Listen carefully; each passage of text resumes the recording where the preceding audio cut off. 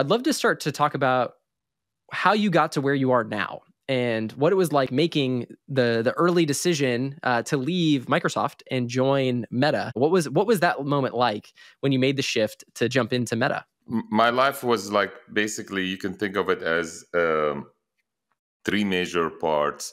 The first part where, I was in IC, I was coding night and day. I was super excited about like solving problems, and the more problems my management threw at me and I solved them, the more I was satisfied with my life and everything is good. And so I did that actually at IBM for about 9 years or so, back when IBM was like the place to go to. That's how old I am. back when IBM was hot. And then I start shifting towards the end of those 9 years to be more of like a tech lead, more into management, helping people while remaining to be technical. And that's when I made the jump to Microsoft. And I spent the first 6 months at Microsoft as an IC, but then I switched to be a leader. And then I grew through the management rank and had a fancy title and, a big size team and what have you. And at that point, for lots of people, you would think this is it. This is great. You made it. You achieved many of your career goals. You've helping lots of people. You're building cool technology. 1 billion plus people use your code every day or use the output of your team every day. What else can you want to do? And to me, that was, I think, not too many people do this, but you start another career. And that's was the jump for me from Microsoft to Meta to actually start a new career. And so I made that jump about 9 years ago, or a little bit shy of 9 years ago.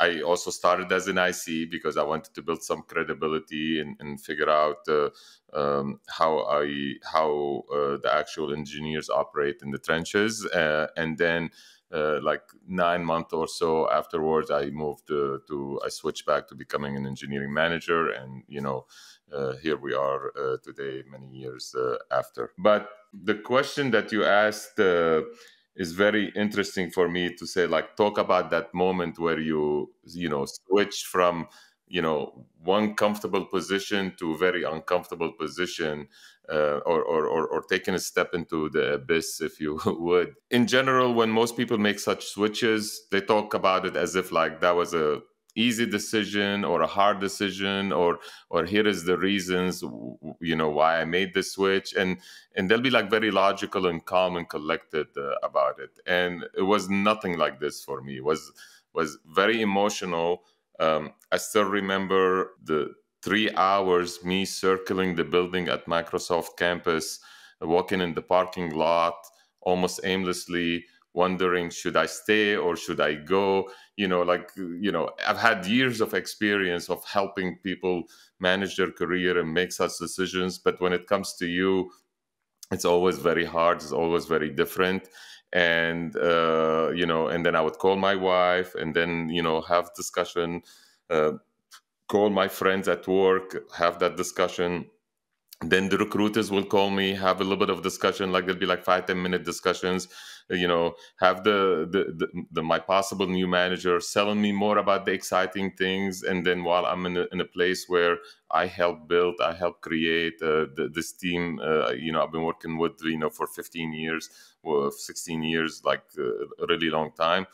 And finally making that call after 3 hours of wandering in the parking lot, that's the part that everybody forgets. That's the part that everyone's like, oh yeah, I made it. But those 3 hours were like agonizing. And now that I'm bringing them back into memory, I'm getting a little bit of goosebumps. To me, you can make lots of choices, and hopefully most of the choices are things like, I'm not happy what's happening with my life. I'm not satisfied what's happening with my life. Then yeah, the choice is really easy. It's actually a much simpler situation. The harder choices is when you are comfortable at your position, you hit the top of the S curve, and then and now you're sliding down, and you're asking yourself, what is the next S curve in my life? How do I find it? How do I actually be comfortable going down, on knowing and hoping that I will go back to the next S curve? That is what I found to be like super, super challenging, and not too many people actually take that plunge.